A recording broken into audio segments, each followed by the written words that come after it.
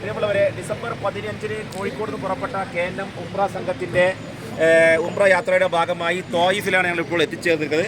അബ്ദുല്ലാഹിബിൻ Abbas അള്ളാഹുവിൻ്റെ പേരുള്ള ഒരു ഗേറ്റാണ് അവിടെ കാണുന്നത്. അദ്ദേഹത്തിൻ്റെ പേരുള്ള പള്ളിയും മക്തബിയാണ് സന്ദർശിക്കാൻ ഇവിടെ എത്തിയിരിക്കുന്നത്. പ്രവാചകൻ്റെ ഏറ്റവും പ്രിയപ്പെട്ട ഒരു സഹാബി വര്യനായ ശിഷ്യനായിരുന്നു അബ്ദുല്ലാഹിബിൻ അബ്ബാസ്. വളരെ ചെറുപ്രായത്തിൽ തന്നെ മതപരമായ കാര്യങ്ങളിൽ വളരെ വലിയ അവഗാഹം നേടിയ ഒരു പണ്ഡിതനായിരുന്നു.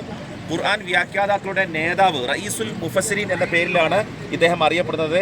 അദ്ദേഹം ത്വായിഫിൽ വലിയ ദഅവ പ്രബോധന പ്രവർത്തനം നടത്തിയ ഒരു വ്യക്തിത്വമായിരുന്നു. അദ്ദേഹം ഇവിടെ കുടുംബസമേതം കുറേ കാലം ഉമറുൽ ഖത്താബിൻ്റെ റളിയല്ലാഹുവിൻ്റെ കാലത്ത് ഇവിടെ താമസിക്കുകയും അള്ളാഹുവിൻ്റെ നിർദ്ദേശപ്രകാരം ത്വായിഫിലെ ജനങ്ങൾക്ക് ഇസ്ലാം ദീൻ പഠിപ്പിച്ചു കൊടുക്കാൻ വേണ്ടി ഇവിടെ താമസിച്ച് ഇവിടെ കൂടുകയും ചെയ്തു. അദ്ദേഹം സ്ഥാപിച്ചൊരു പള്ളിയാണ് ഇവിടെ. അദ്ദേഹത്തിൻ്റെ പേരുള്ള പള്ളി, അദ്ദേഹത്തിൻ്റെ പേരിൽ മക്തബയുണ്ട്. അദ്ദേഹത്തിൻ്റെ ഖബറും ഇവിടെ തന്നെയാണ്. അദ്ദേഹത്തെ ഖബർ ജനാസ ഖബർ അടക്കിയത്. അത് കാണാൻ വേണ്ടി നമ്മളവിടെ എത്തിച്ചത്. ഇൻഷാ അല്ലാഹ്.